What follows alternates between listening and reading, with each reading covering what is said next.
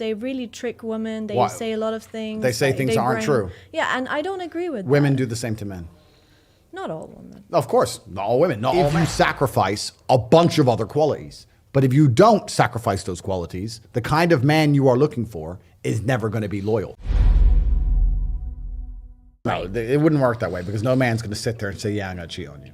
So you can't have discussions about it. And I understand you look for loyalty, and I agree you should have a man who's loyal to you, but men show loyalty in different ways to women. Women show loyalty through sexual exclusivity. Men don't show loyalty that way. Men show loyalty in a bunch of other ways. One of them is financial. The other is taking care of the woman. The fact that I would have a woman that I pay her bills, take care of her, give her a sheltered life, spoil her, look after her, try and make her smile, give her all these things, put her on private jets, take her around the world and make sure that she's happy in nearly all realms with no concerns. That's loyalty. Just because I spend a night with one random chick every once in a while does not mean I'm not loyal to her. Whereas a woman is the completely opposite way. Men, for the longest period of human history, have not been sexually exclusive. And now we're living in a world where we pretend it's normal for men to be sexually exclusive. They never have been. And we're also in a part of the world now where most men have more than one wife. So it's kind of interesting. I mean, I don't think like all guys are like that. Of course, because you can get a Nissan. Isn't it great how life goes full circle? Yeah. You can get a nice, reliable Nissan. Nobody wants the Nissan but you, because to you it's trusty and old. It's got a bit of rust, but it's okay. But guess what happens when you're a Ferrari? Everybody wants to spin. That's life.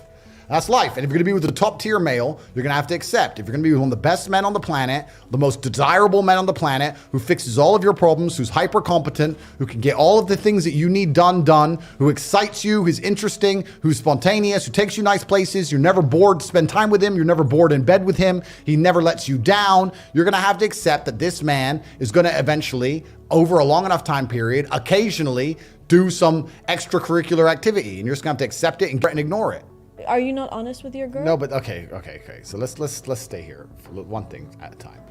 Firstly, I want to destroy the myth of females pretending they want honesty, because they don't. So when you're honest with women, you get just headache on both sides. They don't want honesty. When you come to a woman with honesty, it's just they're not ready to handle it. They are not prepared for it, and it also lowers your status as a man. I don't have to sit there and say, "Hey, I'm going to do this." Da da da. The point is this. Every king, every sultan, every sheikh, since the dawn of human time, had more than one woman. All of them. Every single one, always. That's all of recorded history and the modern world. So to sit and come along and say that king-level men, not Joe Schmo, king-level men are going to be stuck with one woman and they're not allowed to do anything else outside of it ever is garbage. If you go and you actually experience time with top-tier males, if you go hang around with a Russian oligarch, or you go hang around with the richest guy in Bangkok, or you hang around with anybody anywhere on the planet, he has more than one woman. That is a fact. I'm not against it. Okay, so if you're a woman and you prioritize loyalty, sexual exclusivity, not loyalty, because like I said, male loyalty is different than female loyalty. I am completely loyal to my woman. I can be completely loyal to all my women at once. I'm completely loyal because I fix all their problems and I tolerate them and go out with them and deal with all their crap. So I'm very loyal. I don't think that's very loyal. Definition of loyal. It is. No, but it is. That is the definition of masculine loyalty. But if we're going to talk about sexual exclusivity, if you're going to prioritize sexual exclusivity over all other things, that's fine. That is like prioritizing reliability of a car. Get a Nissan. But if you're going to prioritize the man's ability to fix your problems, his financial means, his looks, his ability to make you excited, his ability to make you have fun, his status, his fame, if you're going to prioritize those things all above sexual exclusivity, then get a Ferrari. Yeah, then you get fun, you get excitement. That's life. You can't get it all. A guy if he has the potential to take care of more than one woman, it's acceptable, but I don't believe that a guy should start like playing games with women. Well, I don't think it's about playing games. A lot of guys are doing this for fun. Okay, but women are sovereign individuals, and if they decide to be with a man, if they're a full-grown adult, they decide to be with a man, right?